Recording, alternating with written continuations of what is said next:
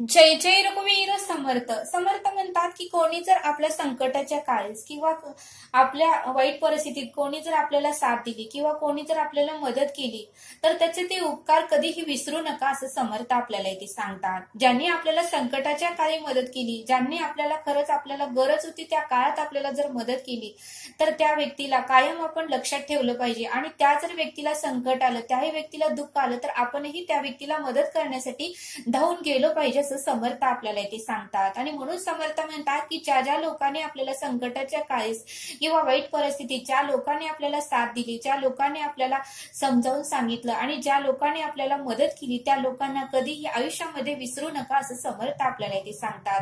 पण समर्थ म्हणतात की बरेच लोकांचा स्वभाव असा असतो की ज्यावेळेस एखाद्या व्यक्तीला जर संकटाच्या वेळेस एखाद्या व्यक्तीला जर दुसऱ्या व्यक्तीने मदत केली तर ती व्यक्ती विसरून जाते. म्हणजे साधा आभार सुद्धा मानत नाही, धन्यवाद सुद्धा मानत नाही. मग समर्थ म्हणतात की अशा लोकांना मग परत मग संकटाच्या वेळेस कोणीही मदतीला येत नाही असं समर्थ आपल्याला इथे सांगतात. आणि म्हणून समर्थ म्हणतात की कोणी आपल्याला मदत करते किंवा संकटाच्या वेळेस किंवा दुःखाच्या वेळेस कोणी जर आपल्याला मदत केली तर त्याची जाणीव आपण मृत्यू होईपर्यंत लक्षात ठेवली पाहिजे आणि त्या व्यक्तीलाही आपण मदत ही केली पाहिजे असं समर्थ आपल्याला इथे सांगतात. आणि ते समजावून सांगण्यासाठी समर्थ आपल्याला एक बोध सांगतात. समर्थ म्हणतात की एका गावामध्ये दोघं असे मित्र परगावी कामानिमित्त गेले होते. आणि मग ज्यावेळेस ते आपल्या गावात परत आले त्यावेळेस मात्र उन्हाळ्याचे दिवस होते, कडक ऊन पडलं होतं, मार्च एप्रिल महिना होता.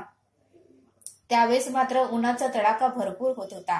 आणि मग मात्र स्टँड पासून ते घरी येईपर्यंत त्यांना कुठलंही वाहन नव्हतं, कारण ते खेडेगाव होतं आणि वाहनाची जास्त सोय नव्हती. आणि मग त्यांच्या हातात बरंच काही सामान होतं आणि त्या दोघालाही रखरखत उन्हाचा त्रास होऊ लागला, घाम येऊ लागला आणि त्यांच्या बरोबर सोबत पाणीही नव्हतं. त्यावेळेस त्या दोघाला नेहमी वाटत होतं की बाबा खूप आपल्याला तहान तर लागलेली आहे, आजूबाजूला कुठे सावलीही नाही, कुठेतरी सावली भेटली आणि कुठेतरी पाणी प्यायला मिळालं तर खरंच आपलं मन किती तृप्त होईल, आपण समाधानी होऊ असं त्या दोघाला सारखं वाटत होतं.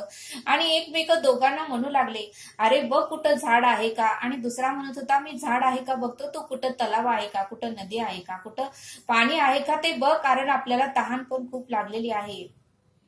त्यावेळेस ती दोघंही चर्चा करत असेच रस्त्यानं जात होती. उन्हाचा पारा भरपूर होता, ऊन चप त्यांच्या डोक्याला लागत होतं, हातात भरपूर सामान होतं, करायचं तरी काय, घामाच्या धारा येत होत्या, पाणीही प्यायला नव्हतं की थोड्या वेळाने एवढं त्यांना त्रास होऊ लागला की आता आपल्याला चक्कर येते का काय असं वाटत होतं. पण तेवढ्यातच त्यांना एक सुंदर असं दाट सावली देणारं झाड त्यांना दिसलं. मग त्यावेळेस मात्र दोघांनाही एवढा आनंद झाला की दोघं गाळातल्या गालात हसू लागले आणि दोघं प्रसन्न होऊ लागले की खरंच बरं झालं, आपल्याला हे झाड आपल्याला लवकर मिळालं आहे आणि आता आपण या झाडाखाली थोडा वेळ का होईना विश्रांती घेऊया आणि मग पुढचा प्रवास करूया. आणि मग मात्र दोघांनीही ठरवलं की आपण ह्या झाडाखाली 1-2 तास तरी झोप घेऊया.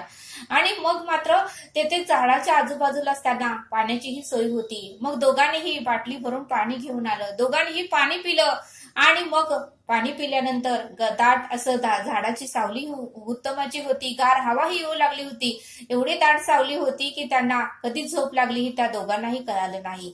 एवढी त्यांना झोप लागली की ते 4-5 तासांनीच उठले. मग 4-5 तासांनी उठल्यानंतर जवळजवळ 5:30-6 वाजले होते, संध्याकाळ झाली होती, ऊन गेलं होतं आणि ऊन निघून गेलं होतं, सावली होती. त्यावेळेस मात्र दोघांनाही जागली आणि दोघंही एकमेकांना म्हणू लागले की आपण 2 तासच झोपणार होतो, पण एवढी दाट सावली आणि पाणीही आपण तृप्त भरपूर पिलं, त्यामुळे आपल्याला समाधान झालं आणि कधी आपल्या दोघाला झोप लागली हेही कळालं नाही. तरी जाऊया आता अजून तरी अंधार व्हायला बाकी आहे, आता आपण आपल्या घरी निघून जाऊया असं दोघंही चर्चा करू लागली.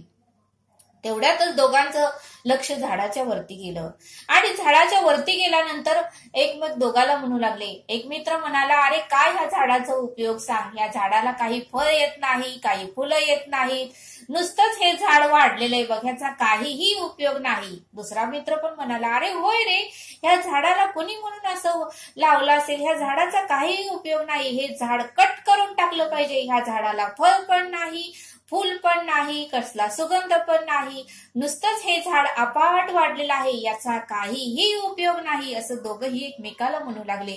त्यावेळेस मात्र त्या झाडाने त्या दोघांचंही बोलणं ऐकलं. त्यावेळेस त्या झाडाला क्रोध आला, त्या झाडाला राग आलं आणि त्या झाडाला वाचा फुटली आणि ते झाड बोलू लागलं, अरे अरे भर उन्हात तुम्हाला ज्यावेळेस उन्हाचे चटके बसू लागले होते, ज्यावेळेस तुम्हाला घाम येऊ लागला होता, त्यावेळेस तुम्ही झाडाच्या शोधात इकडं तिकडं भटकत होता आणि ज्यावेळेस मी तुम्हाला दिसले, ज्यावेळेस हे झाड, मी सावली देणारं झाड तुम्हाला ज्यावेळेस दिसलं, त्यावेळेस मात्र तुम्हाला आनंद झाला आणि तुम्हाला एकमेकांना बघून तुम्ही हसू लागला, तुम्हाला प्रसन्नता निर्माण झाली आणि तुम्ही या झाडाखाली येऊन बसला. येथे आजूबाजूला पाणीही तुम्हाला भेटलं, तुम्ही दोघांनी पाणी मनसोक्त पिलं आणि या झाडाखाली मनसोक्त तुम्ही झोपही घेतली आणि तुम्हाला मी समाधानकारक झोप ही या झाडाखाली तुम्ही बसले, झोपल्यामुळे तुम्हाला लागली. आणि ज्यावेळेस तुमची गरज संपली, ज्यावेळेस हे ऊनही निघून गेलं आणि ज्यावेळेस तुमचं पूर्णपणे ज्यावेळेस तुम्हाला गरज होती, त्यावेळेस तुम्हाला खूप आनंद झाला. पण आता ऊन निघून गेलं,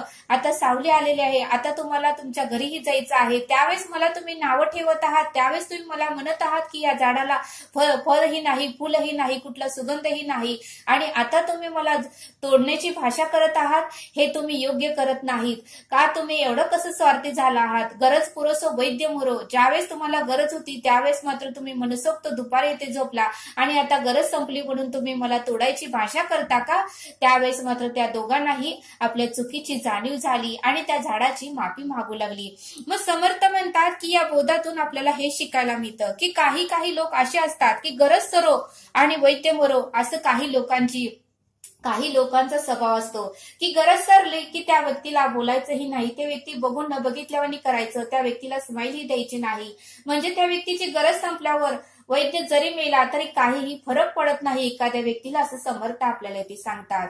पण समर्थ म्हणतात हे चुकीचं आहे. ज्या व्यक्तीने आपल्याला संकटाच्या काळी मदत केली, ज्या व्यक्तीने आपल्याला आधार दिला, ज्या व्यक्तीने आपल्याला प्रोत्साहनाचे 4 शब्द सांगितले, त्या व्यक्तींना मरेपर्यंत, मृत्यू येईपर्यंत विसरू नका. त्याही व्यक्तीला मदत करायला तुम्ही धावून जावा, असं समर्थांनी आपल्याला या बोधातून सांगितलं. आणि म्हणून समर्थ म्हणतात की गरज सरो आणि वैद्य मरो ही भावना आपल्याकडे नसली पाहिजे, असं समर्थांनी आपल्याला या बोधातून समजावून सांगितलं.